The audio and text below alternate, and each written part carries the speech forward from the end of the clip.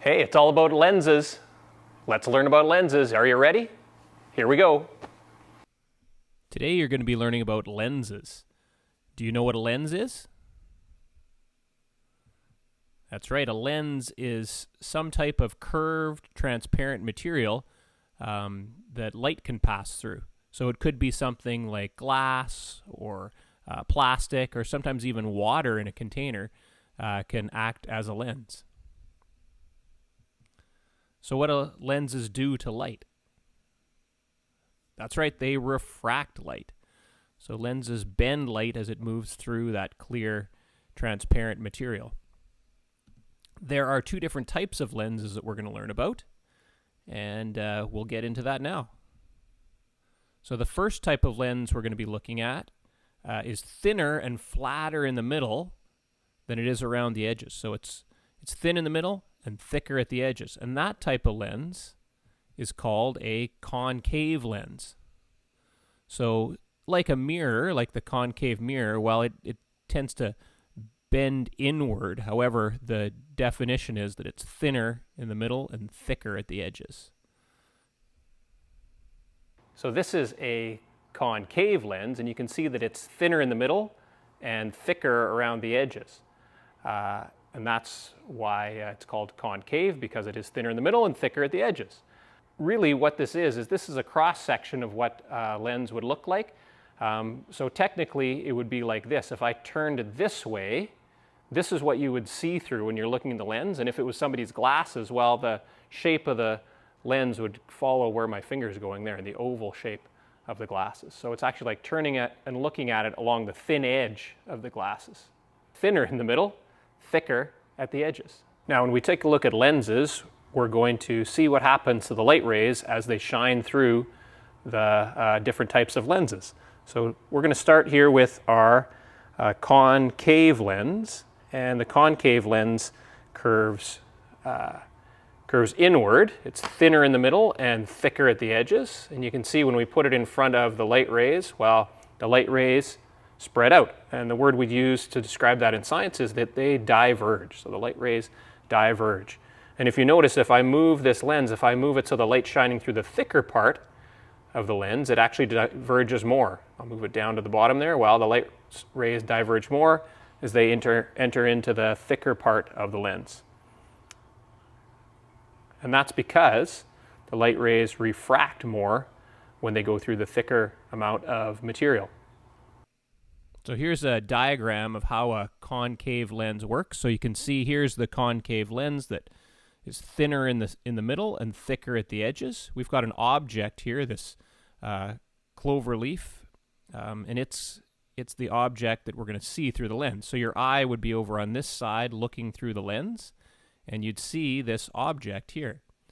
Now, when the light rays go through a concave lens, you can see that they spread out or diverge as they move through the concave lens.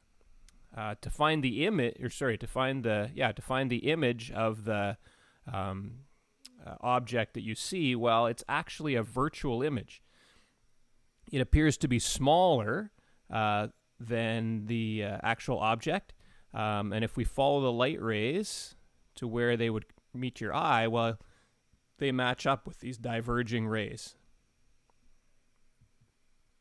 So the light bends more when it passes through the thicker, more curved part of the lens. The light rays then diverge or spread out.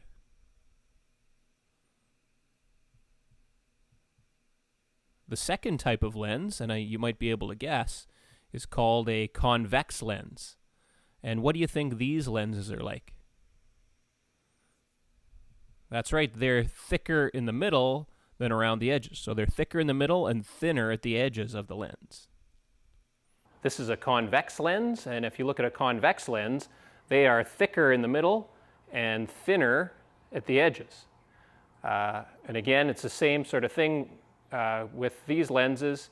The glasses would actually extend out this way so that you could see them. It's like you're looking at it from the side on the thinner edge when we look at it like that. So here's a diagram of how convex lenses work, and here's our object. And the object is shining through the convex lens.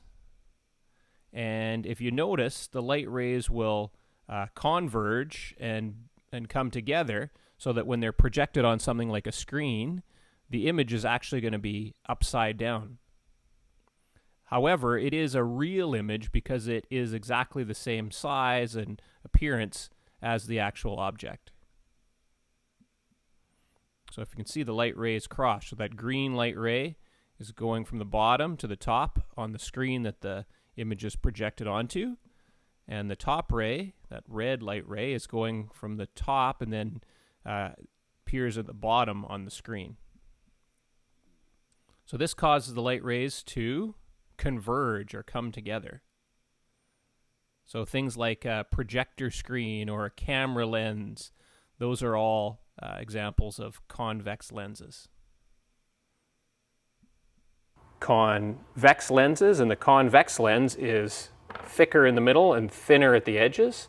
And if I put it in front of the light rays, you can see that those light rays converge. They come to a point here, and that would technically be called the focal point where they converge.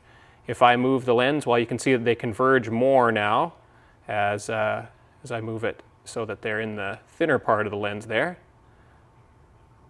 See how it converges more at the thinner part. So thicker in the middle and thinner at the edges. So a concave lens can produce a virtual image. And what's a virtual image again? That's right, it's one where the light rays diverge and they only seem to meet. You have to actually follow those light rays back to find out where the image would form. So the image appears to be coming from behind the lens. So here's an example of that. So this is a virtual image here. And you can see that these light rays don't actually meet. They only seem to meet when you see the virtual image.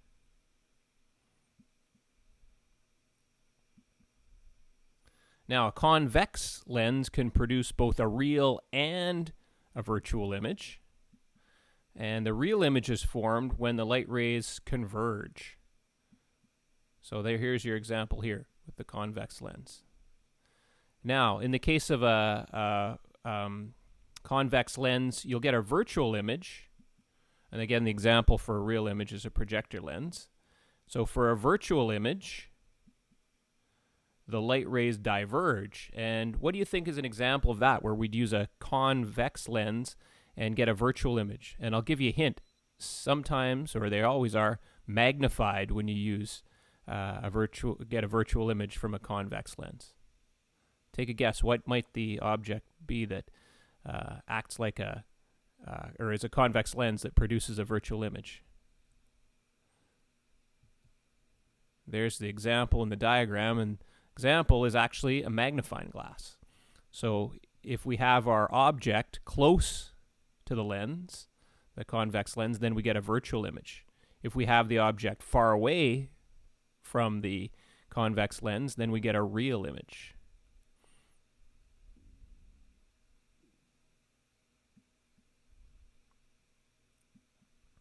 So for convex lenses to produce a virtual image, the object must be close to the lens.